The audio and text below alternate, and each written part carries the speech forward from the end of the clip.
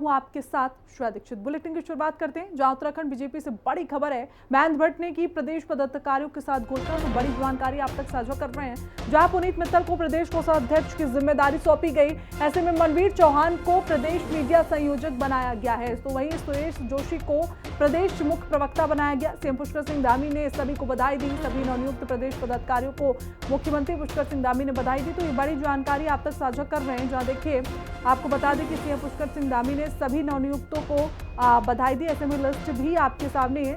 ये बड़ी जानकारी इस वक्त आ रही है जहां उत्तराखंड बीजेपी से ही बड़ी खबर है। ऐसे में महेंद्र भट्ट ने प्रदेश पदाधिकारियों की घोषणा कर दी है। सभी को इस लिस्ट की उम्मीद थी और लगातार इस लिस्ट का इंतजार भी लोग कर रहे थे। ऐसे में आपको बता दें कि मनवीर चौहान को प्रदेश अध्यक्ष बनाया गया, वहीं सुरेश जोशी को प्रदेश मुख्य प्रवक्ता के रूप में नियुक्ति दी गई है। ऐसे में देखिए, लिस्ट भी हम आप तक पहुंचा रहे हैं जहां प्रदेश प्रकोष्ठ संयोजक की लिस्ट है जो बीजेपी की तरफ से अब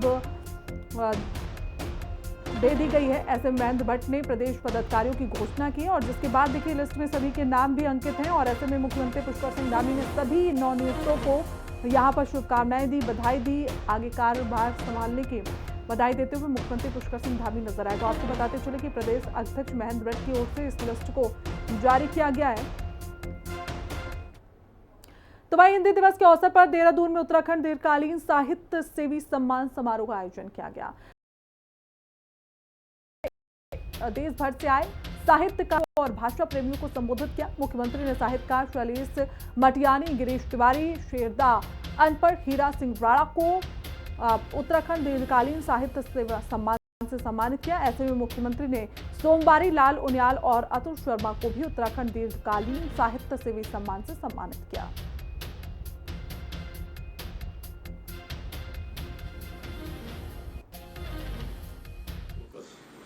अत्यंत हर्ष की अनुभूति हो रही है और ये मेरा सौभाग्य है कि आज मुझे हिंदी भाषा को समृद्ध बनाने वाले महान साहित्यकारों को, जिनके बारे में अभी हमारे भाषा मंत्री आदरणीय सुबोध उनियाल जी ने बहुत विस्तार से एक एक के जीवन संघर्ष को हम सबके समक्ष रखा है, जिन्होंने अनेक कठिनाइयों को और चुनौतियों को स्वीकार करते हुए कभी रुकना, कभी थकना स्वीकार नहीं किया। ऐसे साहित्यकारों को उनके अमूल्य योगदान के लिए आज दीर्घकालीन साहित्य सेवी सम्मान से भी सम्मानित करने का। साहित्यकारों ने चाहे आज़ादी की लड़ाई हो, चाहे इस राज्य के निर्माण की लड़ाई हो, इन सब में साहित्य का बहुत बड़ा योगदान है और संस्कृति के वाहक के रूप में भी साहित्यकारों ने विभिन्न क्षेत्रों की संस्कृति को आगे बढ़ाने में अपना योगदान दिया। ये लाइफ टाइम अचीवमेंट अवार्ड दीर्घकालीन सेवाओं के लिए देने का निर्णय जब लिया गया, इसमें इसकी गाइडलाइन में एक तो हमने ये किया था कि जो भी राजपत्रित अधिकारी के ऊपर से व्यक्ति होगा वो इसके लिए उसके नाम पर विचार नहीं किया जाएगा, क्योंकि इसके पीछे मूल भावना थी जिन साहित्यकारों ने साहित्य को जीवित रखने के लिए जीवन में तमाम संकट सहते हुए आर्थिक रूप से भी बेचारे बहुत आगे नहीं बढ़ पाते थे, परिवार को भी कष्ट झेलना पड़ा, लेकिन उन्होंने साहित्य को जीवित रखा। वहीं बीजेपी प्रधानमंत्री नरेंद्र मोदी के 75वें जन्मदिन को खास तरीके से मनाने जा रही है। ऐसे में 17 सितंबर से 2 अक्टूबर तक पार्टी सेवा पखवाड़ा आयोजित किया जाएगा, जिसमें कई समाज सेवा गतिविधियां की जाएंगी। बीजेपी उपाध्यक्ष और संस्कृति एवं कला परिषद के राज्य मंत्री मधु भट्ट ने बताया कि इस दौरान उत्तराखंड के विभिन्न जिलों में रक्तदान शिविर लगाए जाएंगे और युवाओं के लिए नमो मैराथन का आयोजन होगा।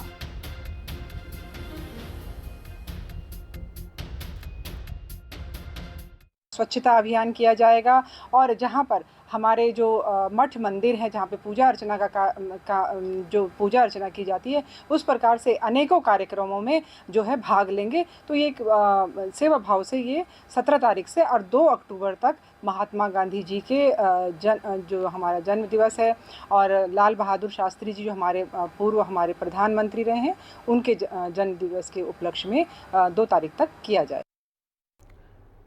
तो वहीं बीजेपी मसूरी मंडल ने प्रधानमंत्री मोदी के जन्म दिवस से महात्मा गांधी तक सेवा पखवाड़े के तहत कार्यशाला आयोजित की है। कार्यशाला का उद्देश्य सरकारी योजनाओं की जानकारी आम जनता तक पहुंचाना है। वहीं जनहितकारी कार्यक्रमों की रूपरेखा तैयार करना है। इस दौरान स्वच्छता अभियान, स्वास्थ्य शिविर, रक्तदान, वृक्षारोपण और जागरूकता रैली जैसे कार्यक्रमों की योजना बनाई गई। बीजेपी उपाध्यक्ष संकेत नौटियाल ने कहा कि पीएम मोदी का जीवन समाज सेवा को समर्पित है।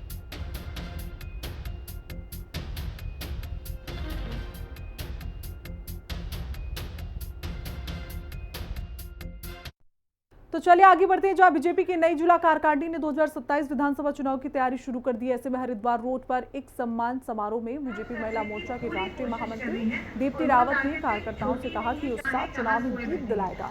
समारोह की मुख्य आयोजक पूर्व पार्षद विकास तेवतिया और उनकी पत्नी पार्षद तरुण तेवतिया ने बताया कि सम्मान से कार्यकर्ताओं में नया जोश आता है, जो पार्टी की सफलता में मदद करता है। पूरी कोशिश कर रही हैं और वो ताकतें छोटी नहीं है, कहाँ सोए बैठे हैं। तो ये सब चीजों को काउंटर करना सोशल मीडिया पे भी हम सबके लिए बहुत जरूरी है कि हम इस देश को पॉजिटिवली जहाँ लेकर जाओ, भारत को भी किसी न किसी तरीके से। वहीं मसूरी के जॉर्ज एवरेस्ट क्षेत्र में एडवेंचर टूरिज्म के लिए किए गए टेंडर को लेकर सियासत गर्मा चुकी है। इसमें कांग्रेस ने बड़े भूमि घोटाले का आरोप लगाकर पूरे प्रदेश में सरकार का पुतला दहन किया। कांग्रेस का आरोप है कि टेंडर में शामिल तीनों कंपनियों में आचार्य बालकृष्ण की 99% हिस्सेदारी है। ऐसे में कांग्रेस नेताओं का कहना है कि केवल 1 करोड़ रुपए में भूमि आवंटित कर राज्य सरकार ने बाबा रामदेव की करीबी को फायदा पहुंचाया है।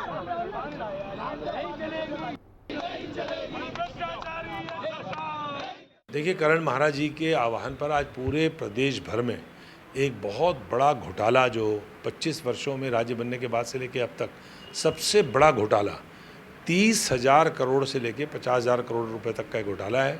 इसमें 142 से 150 एकड़ ज़मीन बेशकीमती मसूरी में जॉर्ज एवरेस्ट, उसको पूरा बिना किसी प्रक्रिया को अपनाए हुए एक फर्जी बोली करके तीनों कंपनियां जो उसमें भागीदार हैं बोली में, वो तीनों कंपनियां रामदेव जी के व्यावसायिक साझेदार।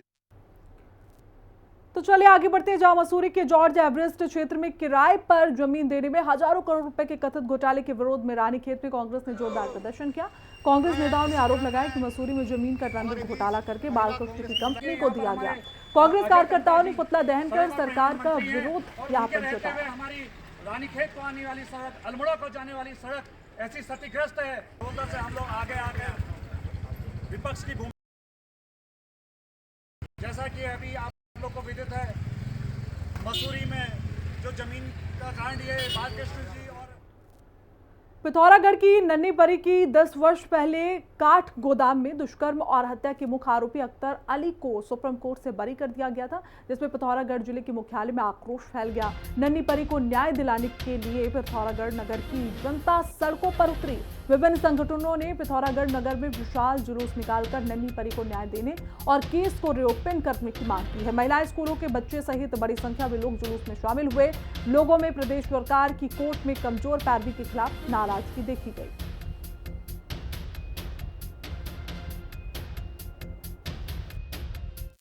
क्योंकि 11 साल पूर्व जो हमारे यहाँ की नन्ही परी कशिश को जो न्याय मिला था हाई कोर्ट से कि फांसी की सज़ा हुई थी, तो सुप्रीम कोर्ट ने उसे बिल्कुल दरकिनार कर उसे बाइज्जत बरी कर दिया। तो हमारा ये मानना था कि चलो सज़ा कम की जा सकती थी, लेकिन बाइज्जत बरी एक समझ में किसी के नहीं आ रहा है। तो आज हम दोबारा उसको, हमारी मांगे हैं कि इसको रिव्यू पिटीशन में डाला जाए सरकार से, अच्छा अपना अधिवक्ता वहाँ पर पेश किया जाए, इसको रिव्यू पिटीशन में डालकर और उसको रियरेस्ट ऑफ रेयर केस में डालकर, की श्रेणी में डालकर इस पर दोबारा से इस केस को खोला जाए और दोषी को फांसी की सज़ा दी।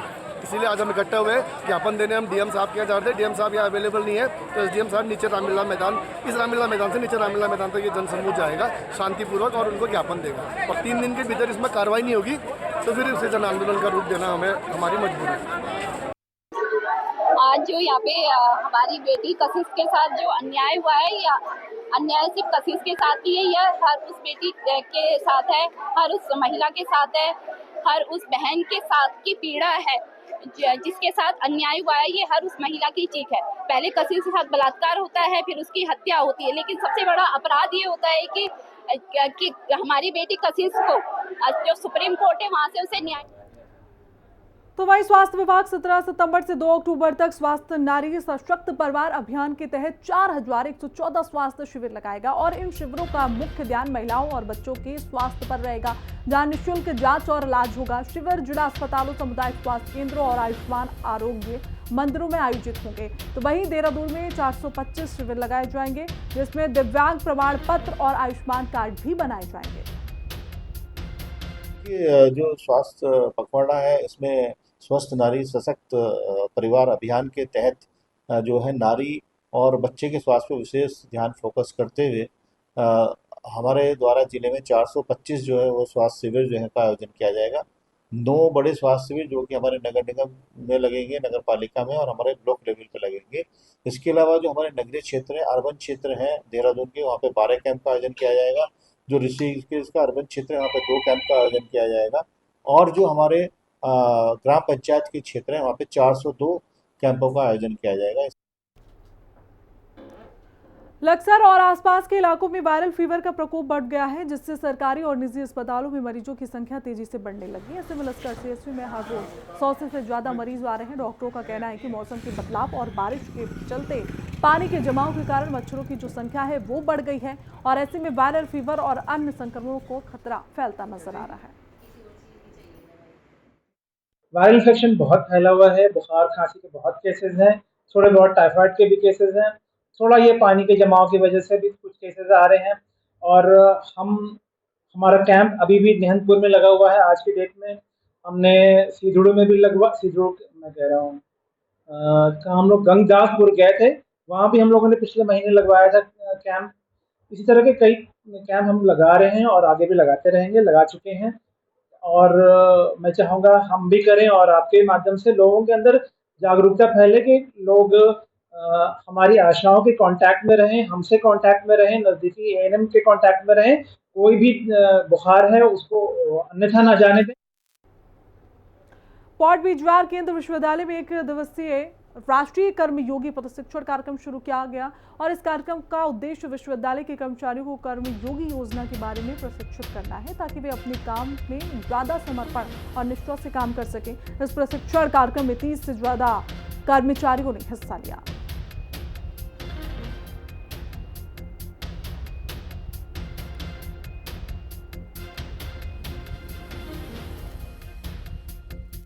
यहाँ पे हम राष्ट्रीय कर्मयोगी जन सेवा प्रोग्राम के अंतर्गत 1 दिन का ट्रेनिंग प्रोग्राम कर रहे हैं। तो ये जो ट्रेनिंग प्रोग्राम है ये सेंट्रल गवर्नमेंट के सभी एम्प्लॉयज़ के लिए किया जा रहा है। ये पूरे भारत सरकार, पूरे भारत किया गया। इसमें टोटल 7 लाख एम्प्लॉयज़ की ट्रेनिंग होनी है। तो इसके जो पहला चरण है वो कल हुआ था, दूसरा चरण हमने डॉक्टर बीजा कैंपस में आज कर रहे हैं। इसका मुख्य उद्देश्य ये है कि कैसे जो सरकारी कर्मचारी हैं वो पदों पर। ये जो ट्रेनिंग प्रोग्राम है ये कर्मयोगी नाम इसको दिया गया है, जिसमें कि जितने भी केंद्र सरकार के कर्मचारी हैं उनमें एक जो सेवा भाव की भावना है उसको पुनः जागृत करने के लिए, उनको ये रियलाइज़ कराने के लिए कि हम सर्विस में हैं, किंतु समय समय पे वो सेवा भाव का स्मरण बहुत ज़रूरी है, जिस वजह से ट्रेनिंग प्रोग्राम ऑर्गेनाइज किया गया है। इससे हमें अपनी सर्विस के दौरान, क्योंकि चैलेंजेस तो आते हैं, बट उनको। प्रादेशिक बंगाली कल्याण समिति के केंद्रीय कार्यकारिणी चुनाव के लिए मतदान हुआ है। इस चुनाव में 81 डेलीगेट्स ने वोट डाले, जिसमें 15 डेलीगेट्स नदेशपुर, शक्तिपाल, रुद्रपुर क्षेत्र से और बाकी पूरे उत्तराखंड से हैं। चुनाव में अध्यक्ष और महामंत्री पद के लिए 2-2 दावेदार थे।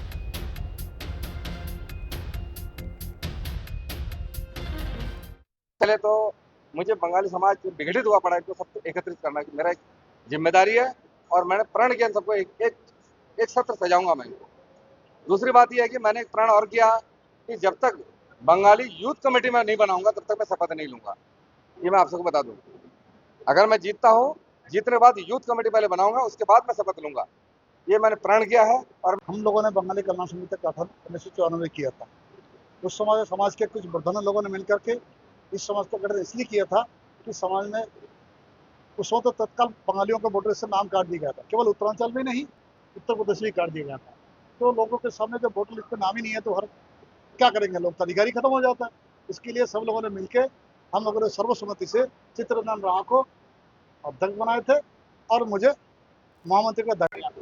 बंगाली कल्याण समिति का जो गठन हुआ था 1994 में, तत्कालीन समय में हमारे बंगाली लोगों के नाम वोटर लिस्ट से गायब हो गए, मतलब काट दिया गया।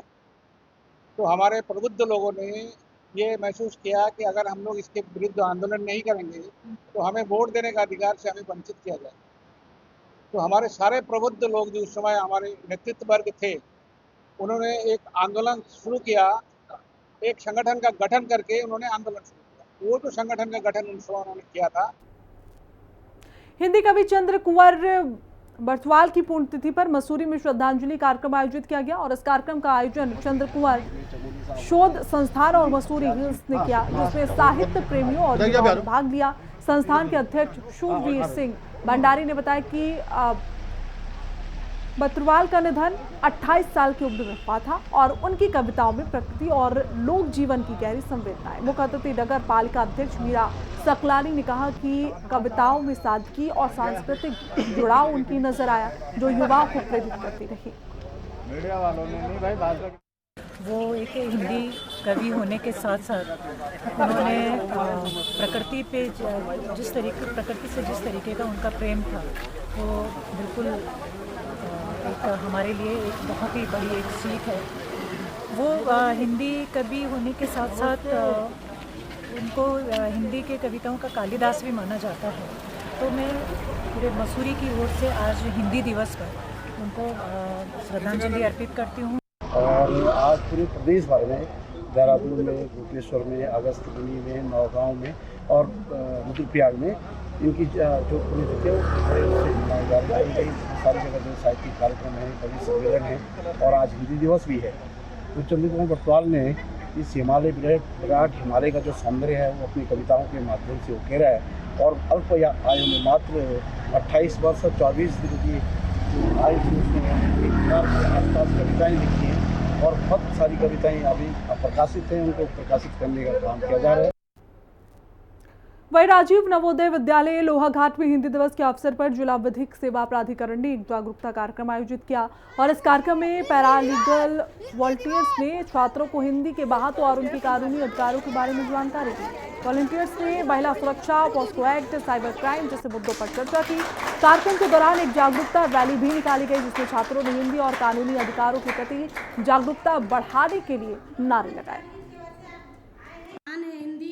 इसके उपलक्ष्य में जिला विधिक सेवा प्राधिकरण के द्वारा सेवा प्राधिकरण चंपावत के द्वारा आज राजीव गांधी नवोदय विद्यालय लोहाघाट में एक कार्यक्रम का आयोजन किया गया, जिसमें हिंदी दिवस क्यों मनाया जाता है और इसकी आज के वर्तमान के दौर में क्या उपयोगिता है, इस पर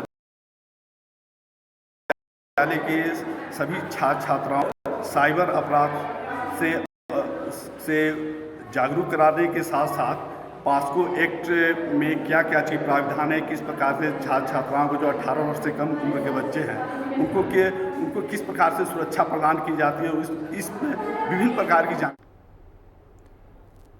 वही व्यापार संघ बेरीनाग से GGIC में मेधावी छात्रों का सम्मान समारोह आयोजित किया गया। इसमें 2025 के हाई स्कूल और इंटर परीक्षा में टॉप करने वाले छात्रों के अलावा राज्य और राष्ट्रीय खेलों में विजेता खिलाड़ियों को भी सम्मानित किया गया। तो मुख्य अतिथि के तौर पर SDM यशवीर सिंह ने छात्रों को समय का सदुपयोग करने और लक्ष्य निर्धारित करने की सलाह दी।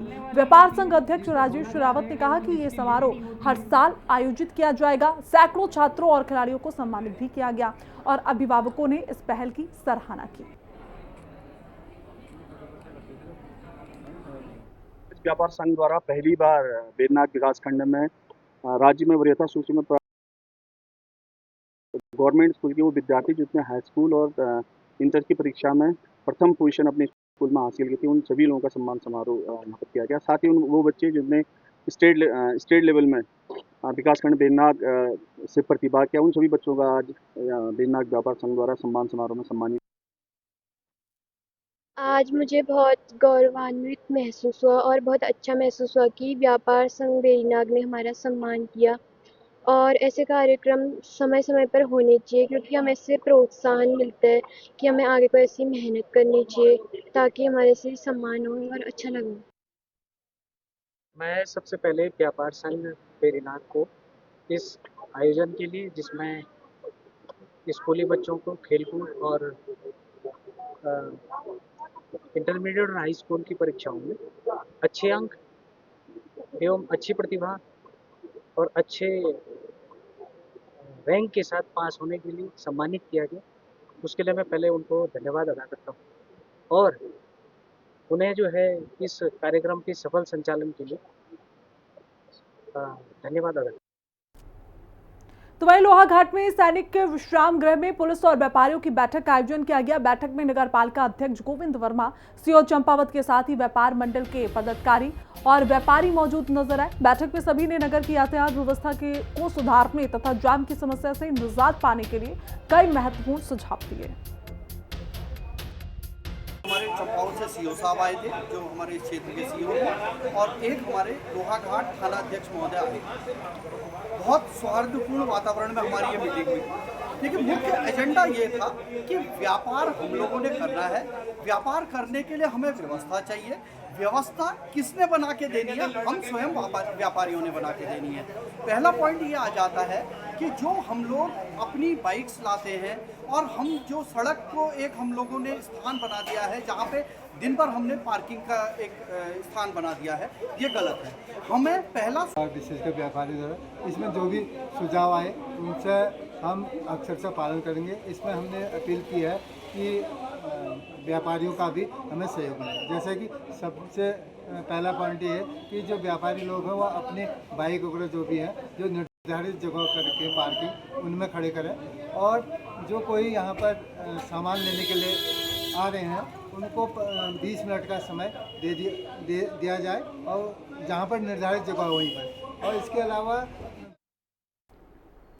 एसपी रुद्रप्रयाग अक्षय प्रहलाद कुंडी गौरीकुंड से पैदल चलकर केदारनाथ धाम तक यात्रा व्यवस्थाओं का जायजा लेने पहुंचे और इस दौरान उन्होंने यात्रा पड़ावों में व्यवस्थाओं का जायजा लिया। साथ ही यात्रा ड्यूटी पर तैनात पुलिसकर्मियों को जरूरी दिशा निर्देश भी दिए। पुलिस अधीक्षक ने कहा कि बड़ी संख्या में यात्री केदारनाथ धाम पहुंच रहे हैं। आने वाले यात्रियों की सुरक्षा व्यवस्था को लेकर पुलिस पूरी तरीके से तैयार है।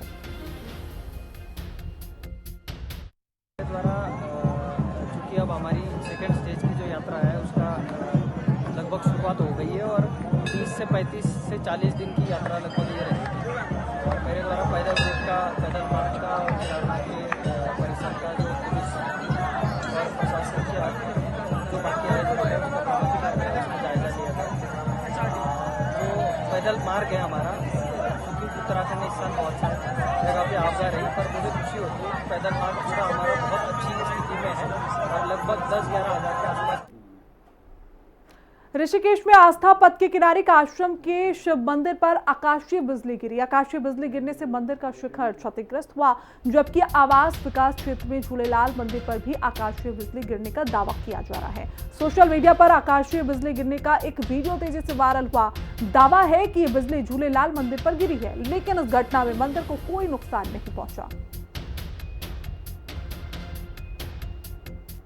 ये वीरभद्र रोड गली नंबर 3 में है और ये आस्था पथ सुबह लगभग 7:30 बजे बिजली बहुत जोर से गिरने की आवाज आई, तो हमें तो पता नहीं चला कि हमारे साधक जी या राजेंद्र जी उस समय ध्यान में बैठे थे।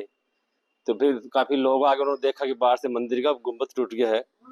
हाँ, उन्होंने आके बताया कि आपका मंदिर का गुंबद टूट गया बिजली गिरने से, और कोई जान माल का तो कोई नुकसान नहीं हुआ ऐसा खास, बस इतना मंदिर का गुंबद टूटा है। ऋषिकेश में बारिश थमने का नाम नहीं ले रही है। सुबह 2 घंटे की मूसलाधार बारिश की वजह से शहर जनजीवन पूरी तरीके से अस्त व्यस्त नजर आया। वहीं श्यामपुर बाईपास मार्ग पर मनसा देवी और ढालवाला की सड़क पर जल जमाव सैलाब दिखाई दिया। गंगोत्री हाईवे पर स्थिति ऐसी रही कि जल सैलाब के साथ आए मलबे के कारण यात्रियों से भरी बस और उसके पीछे कई छोटे वाहन मलबे की चपेट। सूचना मिलते ही पुलिस और एसडीआरएफ की टीम मौके पर पहुंची। किसी तरह यात्रियों को सकुशल बाहर निकाला गया। और चलिए फौरन लौटूंगी, वक्त एक छोटे से ब्रेक का। देखते रहिए हिंदी खबर। नमस्कार।